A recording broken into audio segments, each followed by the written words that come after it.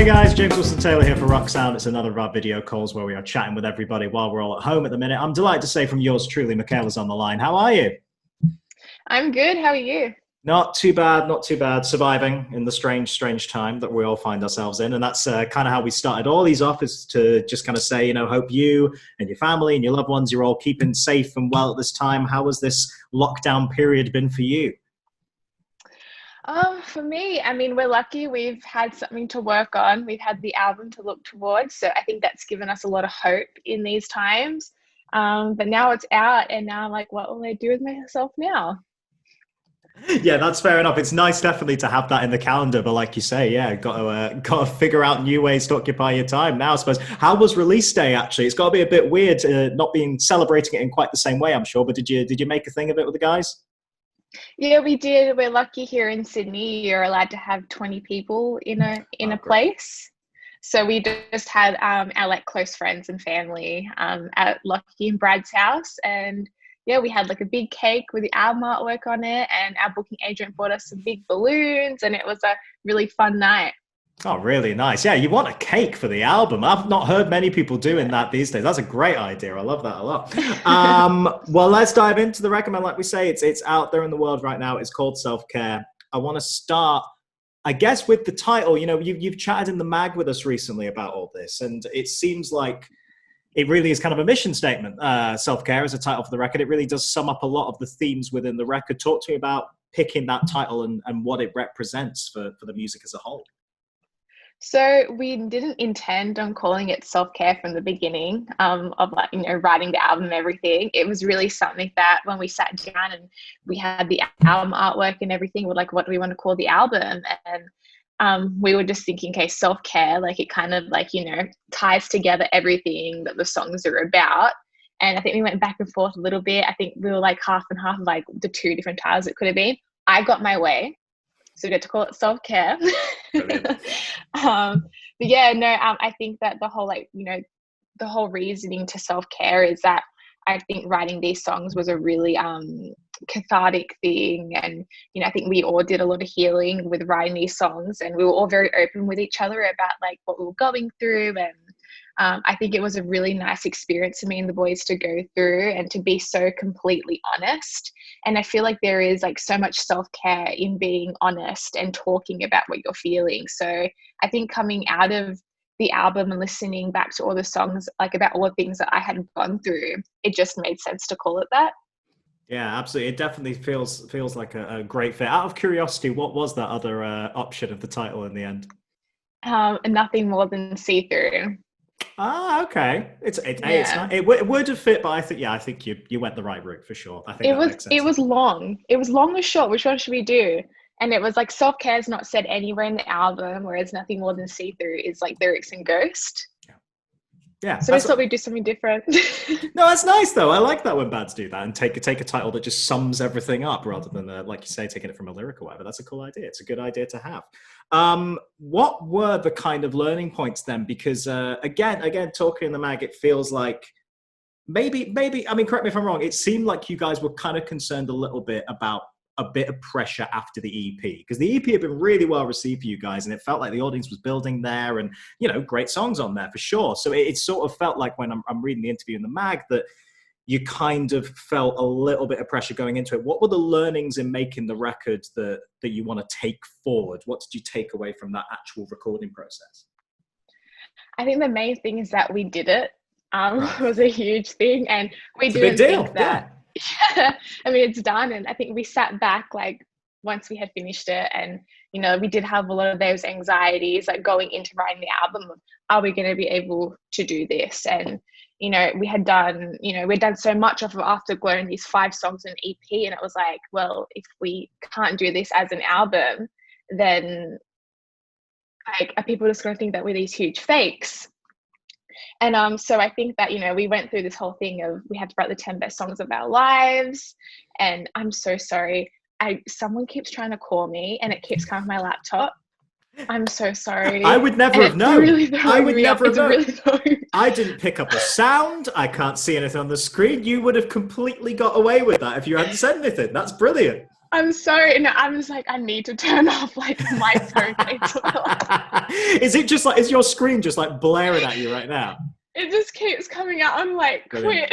quit. Brilliant. I'm so sorry. No, please don't apologize. I never would have known for a start. It does not matter at all. I'm sorry if I keep like just going like, and just like going off track of like what you're saying. I'm like, oh please, You're all no. good. You're all do good. you mind if I just turn it off? I'm sorry if this Yeah, is no, like, please go for it. Go for it. No, absolutely no problem.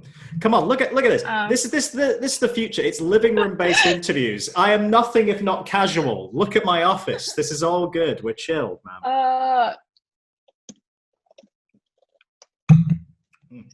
right, cool. We're good. All right, I'm so sorry. Do not apologize at all. It does not matter at all. Absolutely fine.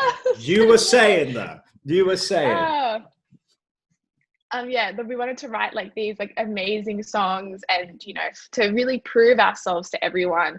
And so I wish I could go back to myself and just be like, you're going to write an album and you're going to love it. And yeah, so there's that. And I think that I would just like tell ourselves next time, like knowing for next time that not to put so much pressure on ourselves and to maybe start early. I think that we tried to start early, but we were touring like that whole year.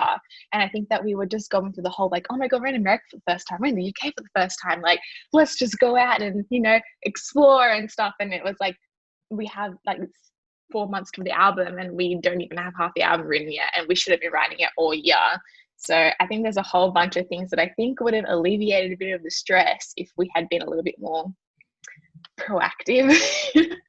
But I suppose that's totally understandable, isn't it? You're a new young band, you're out there, you're getting some heat around, you're getting invited to play these massive festivals, you're getting cool support slots, you're doing all these tours and everything. Of course you're going to want to enjoy it and all that stuff. I mean, do you generally find, aside from the fact that, isn't it cool we're in this new place, is it easy for you guys to write on the road, or do you feel like more comfortable in the studio atmosphere? We wrote most of the album like kind of like between studio and home, so being like at our houses. And we tried to write mostly in America, and towards the end of the tour that we did. And I remember like being in one of the green rooms and the boys like set everything up and us just trying to write. And especially like when sometimes you don't like have spaces, like sometimes you get a show and there is no green room and you have to like set up like in the van, and we didn't have like a very big van at all. Like it was very cramped and stuff. So for us to set everything out, just kind of, you know, we kind of just had to, you know, whenever we had a green room, we'd be like, cool, we can set up now and we can try to write. But then once you sit down, you set everything up and you try to write. It's like, okay, it's sound check now. And then, oh, I'm hungry, we can go and eat. And so I kind of felt like it was hard, but I feel like now that we've gotten all that like first time out of our system, I feel like next time we won't be so like, ooh, like getting distracted and stuff like that. Because I think that, you know, distraction was a huge thing for us. But I'm happy with the way things went, because I feel like we started these songs and we took them into the studio, we brought them home with us, and then we finished them at home. And I think that they finished the way they were meant to be done. Yeah, absolutely. I mean, it's great to even, as you just said a minute ago, you know, to have an album that you do love when it's finished. You know, that is a small achievement in itself. It doesn't always happen that way with people. That's got to be a really lovely feeling to be able to look back even a little bit since it was recorded and go, yep, proud of that one. I take it that is the case, right? You guys are all very proud of this record for sure. Yeah, and I said like before when I was saying we had all this anxiety about are we going to be able to do an album, and you know, you can ask the boys how many times I cried during the writing of this album. And I remember like we sat down on the last day of recording and we listened to it like from beginning to end, and we're like, okay, we did it and it's done and it's exactly what we wanted it to be. And I think that definitely, you know, I think your anxieties are sometimes a good thing, because I think it pushes you to work harder and not to be satisfied with the first thing that you come up with. So I think it, you know, just us pushing ourselves, you know, really paid off, and we sat back at the end and we're very happy with what we did. I wouldn't change it. Good. No, that's great to hear. That really is. No, it's a great achievement. It's just a great, I mean, serious topics in there, but musically very fun, very upbeat in a lot of places. It's a really cool record to listen to, especially in the summertime, everybody. You mentioned, we've talked, of course, about, yeah, you were hitting the UK, you were hitting the States. I think we caught up at Download Festival and stuff, didn't we? Like, it's good. When you've got those opportunities of hitting the road, it is a different experience though, right? I mean, it's it must hit you quite hard, this sudden experience of like, oh yeah, this is every day in foreign countries. What were the learnings for you guys as a live band playing, I would presume, more shows than you've ever played before in a variety of places? What do you guys learn about your live setup in that way? I feel like we definitely learnt a lot just by watching other bands, especially. The States was the one that I think really like kicked us into gear, because it was 6 weeks and we had never toured for more than 3 weeks before. So, halfway through that tour, I think we started going like, okay, like, I didn't think we got tired. We were just so excited to be there. And I think that when we're in that zone, it's just go, go, go, like worry about everything later. And I think just by watching, we were on tour with Sense Fail and Hot Mulligan, and just watching how both of those bands toured was like, and how like, they just went around everything, was just it was really good for us to watch. And I remember coming back home, and a couple of like months later, we played Good Things Festival here in Australia. And I remember it was the first time that like we had gotten on stage, and I felt like we were so much tighter. And just by doing those 6 weeks, like we just learned how to play so much better together. We were just so much quicker at getting on and off. And we just felt like, it was kind of a routine, and it was something that we had learned over there, and we had brought it in to being at home. And I just felt like it gave us so much more confidence on stage. Yeah, no, that's always good to see and how those things build. And speaking of live, obviously shows are somewhat up in the air at the moment, such as life. But yeah. I saw you guys did the acoustic thing the other night, and I guess judging from what we said about release day and everything, it feels like Sydney may be a bit easier to make those kind of things work. But what were the challenges in putting together a socially distanced live stream show?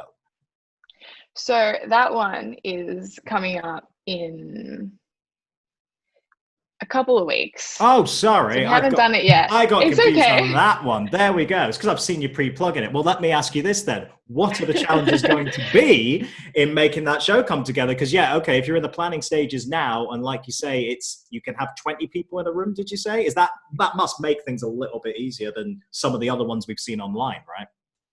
So you can have 20 people in a house, but you're allowed to have so many people per venue, depending on like what their seating's like, right, okay, how big it is. Yeah. So I know for these shows we're doing 2 sessions, and they're 70 people each. So not bad. It'll be interesting. Yeah, and it's way more than we thought we were going to be able to have. And we didn't want to do anything unless we felt like it was safe enough. And luckily in Sydney, our cases are quite low at the moment, so I feel like we definitely feel a lot more confident doing it. We're gonna have like tables and chairs and people sitting like kind of socially distanced, and then it'll be strange because it'll be the first time we're playing these songs, and we didn't want to do like anything like full band because we didn't want to like bring out these songs to people for the first time and like not really do it justice. But I think it would be cool. We'll sit down and, just have a chat. And I think it'll be really nice and wholesome. And I think it's just something fun to, bring the album in with. And, like I said, because we are in Sydney, we're very lucky that we do get to do something. And we wanted to do something special for the album because we don't know when we're going to get to do a big show again. Yeah, I mean, we're all keeping our fingers crossed, aren't we? Particularly for next year, because looking at the calendar, I mean, you guys are back here if it all happens, everything goes to plan, back here for Slam Dunk and stuff next summer, right? Which is very, very exciting. Yes. Yeah, I mean, well, as long as we can do Slam Dunk, I'm stoked. As long as we can do it, I'm just like thinking, May, please be a vaccine, please be over by May. I just want to go to Slam Dunk. Is that top of the list? Have you been before and stuff? Remind me, have you played there before? No. This is the debut. Okay, so what have you heard? Is this like a dream scenario, getting to play that festival? Yeah. I remember we got told we were going to get to do it, and we were just all like, no way, like that is sick.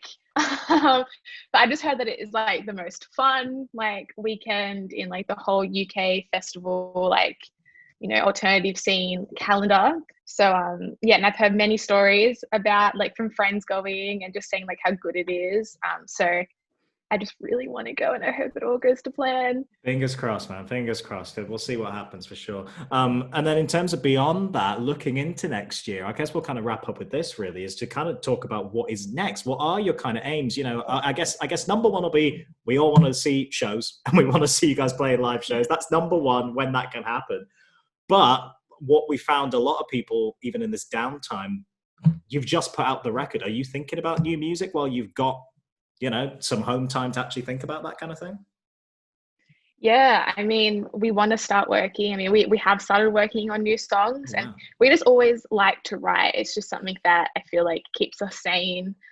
We just try to keep constantly creating. So, I mean, we've got a few things that we're working on, and I think it probably is a really good time to start, like while we aren't touring, while we're not doing anything, so that when everything goes back, and if we're incredibly lazy on the road again, it doesn't matter because we've already started.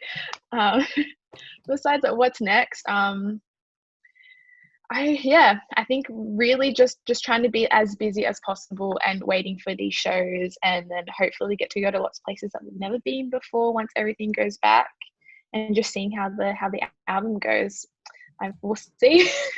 We'll see from there. No, that's all you can say. Well, I mean, I'm genuinely congratulations, because it's no small feat, particularly in this year, being able to put out a record of new music, particularly one you guys are so proud of, and you know, looks like it's going to go down so well with the fans and everything. So, congrats to you on that, and we look forward to seeing you doing some live shows whenever that may be. Please God, sooner rather than later. And in the meantime, yeah, just love to you and the guys, and stay safe out there. We'll catch up with you soon. Thank you so much. Always good to chat to you, Mikaila, everybody.